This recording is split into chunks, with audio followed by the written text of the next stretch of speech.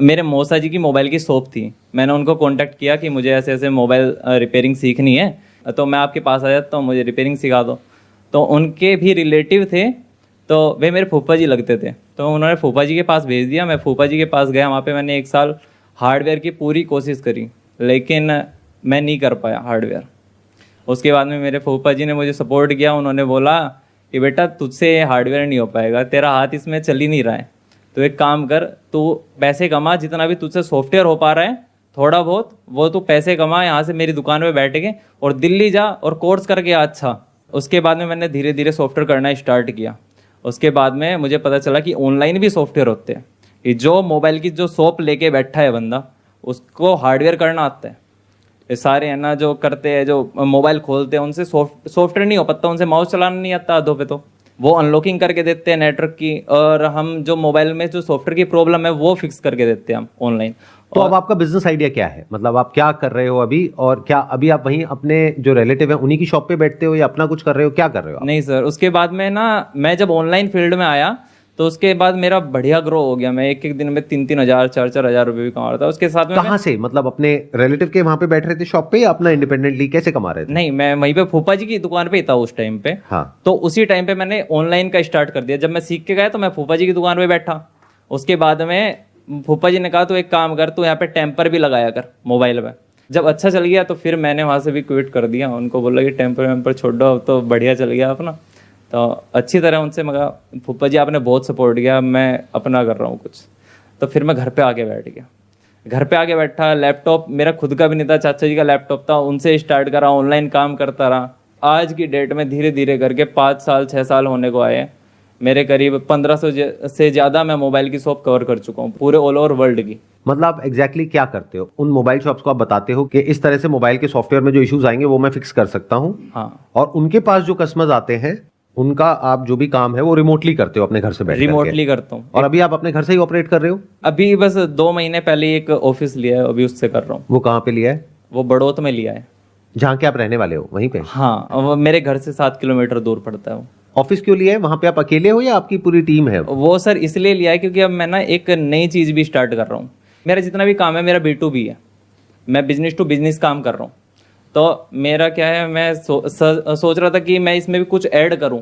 फिर अब मैंने डाटा केवल मैन्युफैक्चरिंग की फैक्ट्री लगाई है अभी, तो वो वहीं पे ऑफिस के पीछे चलती है। मैं आगे सॉफ्टवेयर का काम करता हूँ। थोड़ा सा एक्सप्लेन करो उसमें क्या करते हो आप?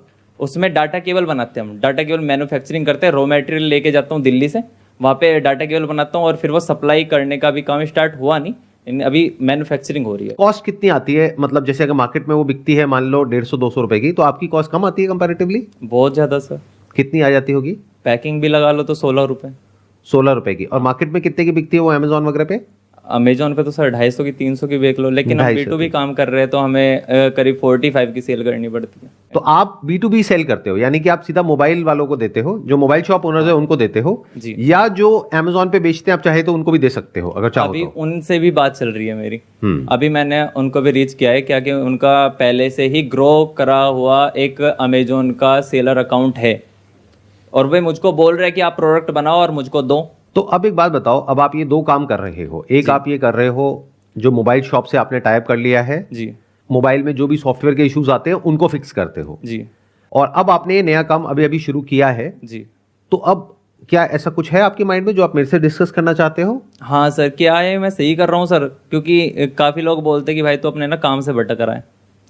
आप सॉफ्टवेयर करते हो, आपका काम बढ़िया चल रहा है और आप अभी डाटा केवल मैन्युफैक्चरिंग में बढ़ रहे हो। और मैं इसलिए बढ़ रहा हूँ सर क्योंकि वो B2B काम है, वो भी मैं साथ में कर सकता हूँ। उसमें 1-2 लड़का और साथ में लगा के कि आप डाटा केवल मैन्युफैक्चरिंग करो और पैकिंग करो, सेलिंग का काम मेरा है, क्योंकि मेरा B2B नेटवर्क ऑलरेडी बहुत अच्छा है। क्या इसमें मैन्युफैक्चरिंग में ज्यादा इन्वेस्टमेंट हुई है आपकी? सर इतना नहीं हुआ। इतना नहीं हुआ ना? और मैंने जानबूझ के लगाया भी नहीं, इसीलिए कि मैं स्टार्टिंग कर रहा हूँ और मैं लगाने वाला भी था ज़्यादा। क्या लोग है ना, वे बोलते हैं कि भाई तुम इतना मत कर इन्वेस्ट, इतना मत कर। भाई भी बोलता है कि भाई तो कितना लगा दिया होगा आपने इसमें? इतना कुछ नहीं लगा सर, इसमें करीब ऐसा 1 लाख लगा बस। 1 लाख रुपए? छोटे वाली मशीन है उसमें बस टाइम लगता है बनाने में। बड़े वाली मशीन ले लो 8 लाख वाली, उसमें ज़्यादा टाइम नहीं लगता, फटाफट बनाते चले जाओगे, बस उसमें टाइम लग रहा है। तो उसके लिए आपको कोई पर्सन भी हायर करना पड़ेगा जो बनाएगा? तो सबसे पहले एक काम करो, देखो दोनों को ना थोड़ा अलग अलग तरीके से देखो। जो अभी आप काम कर रहे हो उसमें और ये हार्डवेयर में जमीन आसमान का फर्क है। देखो अभी तक ये सॉफ्टवेयर वाला आई होप आप अकेले ही मैनेज कर रहे हो सारा? अकेले ही कर रहा हूँ। और महीने का कितना कमा लेते हो यहाँ से? 70-80 हज़ार रुपए। आप घर पे बैठ करके अपने लैपटॉप से भी काम कर सकते हो और आपको सिर्फ एक इंटरनेट कनेक्शन चाहिए, तो आपकी कॉस्ट है भी तो मैक्सिमम 5,000 रुपए महीना। हाँ, ये है। अब ये हार्डवेयर वाले बिजनेस में जिसमें आप घुस रहे हो, इसमें कुछ चीजें आपको याद रखनी होंगी और समझनी होंगी। ये बिजनेस देखने में दूर से जितना अच्छा लग रहा है, अंदर से उतना ही रिस्की है। क्यों? उसके पीछे क्या वजह है? अभी जो आप सॉफ्टवेयर का कर रहे हो, उसमें अगर कोई मोबाइल शॉप ओनर है, वो डिफॉल्ट भी कर जाता है, तो आपका कुछ गया नहीं।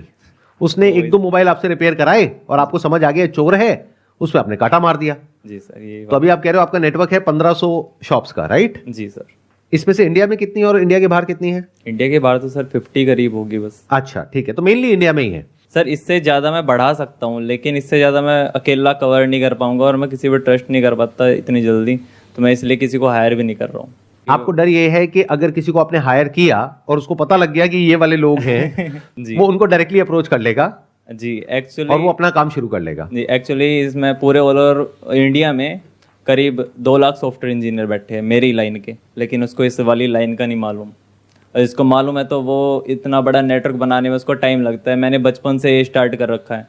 मैं करीब 16 साल का था। अभी आपकी एज कितनी है? मैं 23। देखो, अब आराम से समझते हैं स्टेप बाय स्टेप। ये जो सॉफ्टवेयर वाला काम है, ये काम बहुत अच्छा है, बशर्ते कि जो क्लाइंट है उसकी डिटेल्स आप कॉन्फिडेंशियल रख सको तो आप किसी को हायर कर सकते हो। आपकी खुद की काम करने की एक लिमिट है।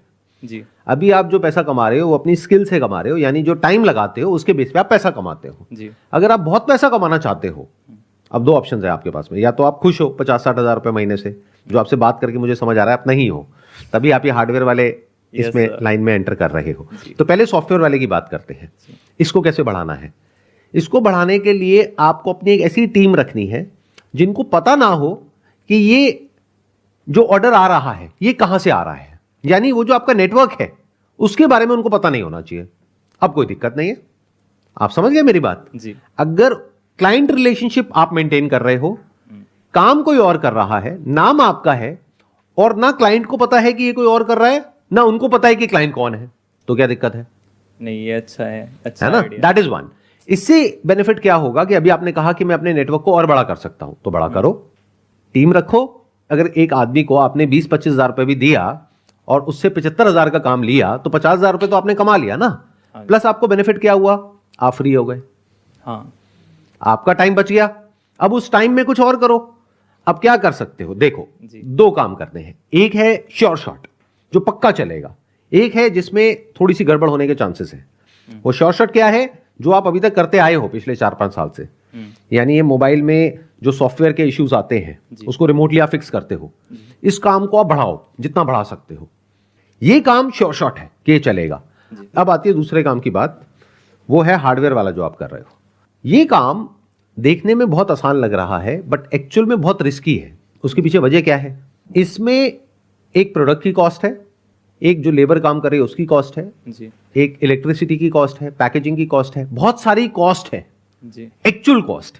वहां पे सिर्फ टाइम की कॉस्ट है, यहां पे बहुत सारी कॉस्ट है, प्लस यहां पर उधार भी आएगा।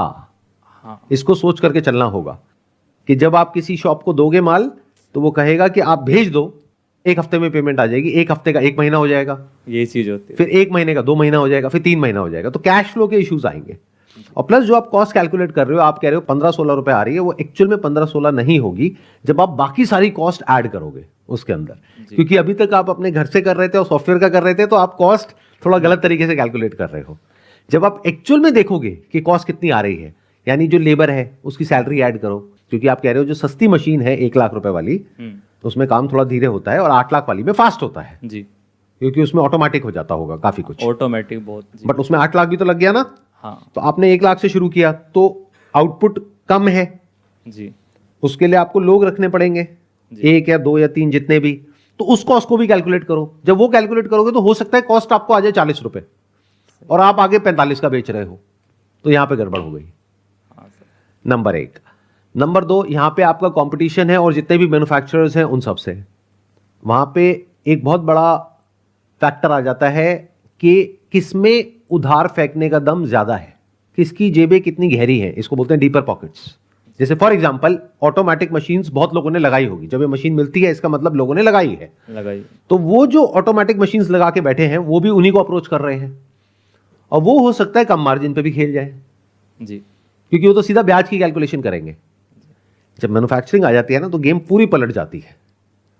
यहां पे एक इंसान ये दिमाग लगाएगा मैंने 1 करोड़ रुपए लगाया इस पूरे बिजनेस में, जिसमें उधार भी आ गया, जिसमें मशीनरी भी आ गई, लेबर भी आ गई, ये भी आ गया, वो भी आ गया। 1 करोड़ पे अगर मैं बैंक में रखता हूं तो मेरे को साल का मिलता है मान लो 7%, इस बिजनेस से मुझे मिल रहा है 20%, बहुत है।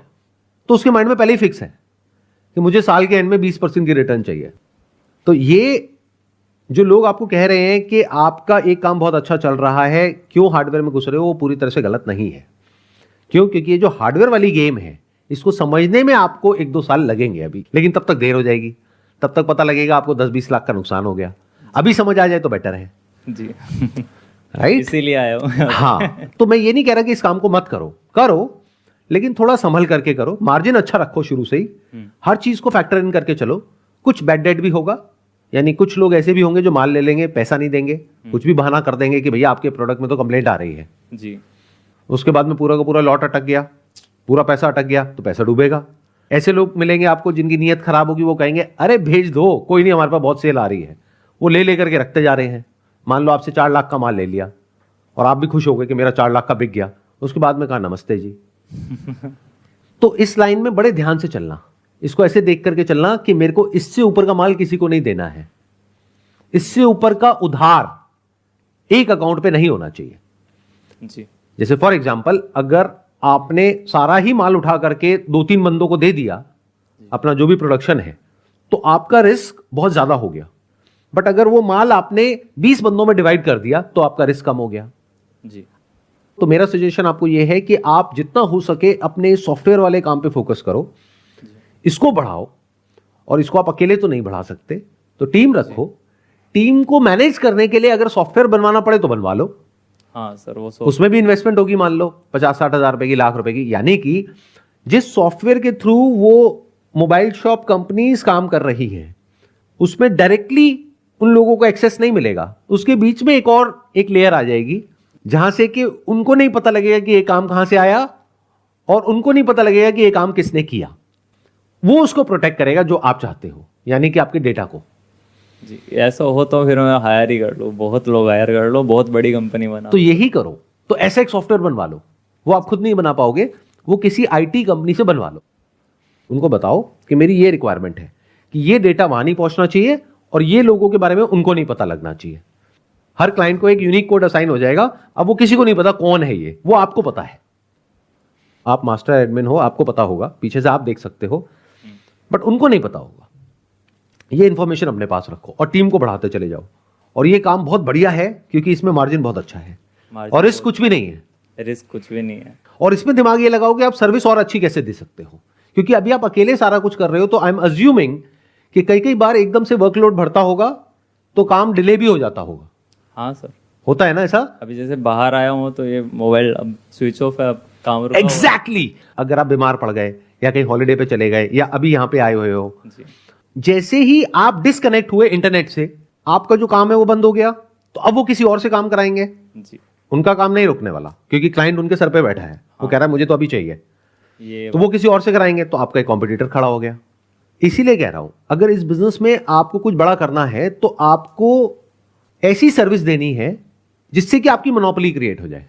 यही एक तरीका है मोनोपोली क्रिएट करने का इस बिजनेस में, और कोई तरीका नहीं है। जी सर।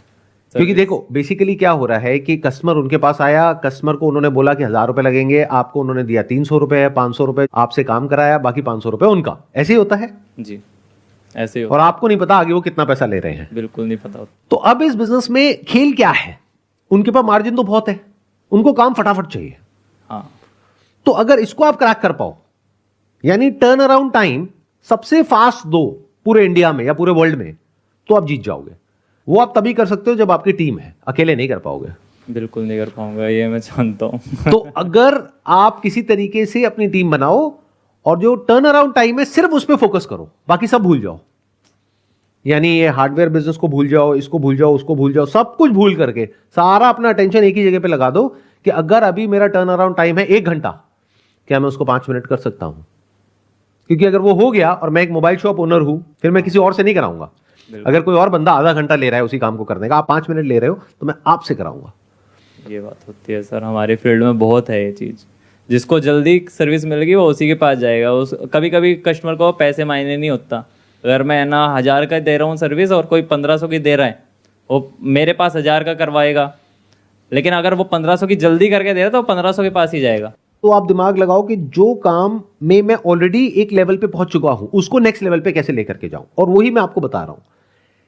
अभी हमने क्या किया मिल करके, एक उस चीज को पकड़ लिया जो उस काम को चलाने के लिए सबसे इंपॉर्टेंट है, वो है टर्न अराउंड टाइम, यानी आप कितनी जल्दी सर्विस दे सकते हो। आई होप इस सेशन से कुछ बेनिफिट हुआ आपको। बहुत ज़्यादा सर। बताइए क्या क्लैरिटी आई? क्लैरिटी ये आई कि सर अभी डाटा केबल पे नहीं फोकस करना चाहिए, और करना भी चाहिए तो तब करना चाहिए तब आपका ये सॉफ्टवेयर का बिजनेस आप पूरा ऑटोमेटिक कर पाओ। पहले आप ऑटोमेटिक करो ये पूरा काम, कि आप एक ट्रांसपेरेंसी जो होती है कस्टमर के और आपके जो काम करने वाले बंदे हैं उनके बीच में जो ट्रांसपेरेंसी है, उसके बीच में एक कवर आप लगा लो पहले, उसके बाद में आप डाटा केबल पे फोकस करो। अभी ना करो तो अच्छा है। बिल्कुल सही है जी। Let's give big round of applause for him.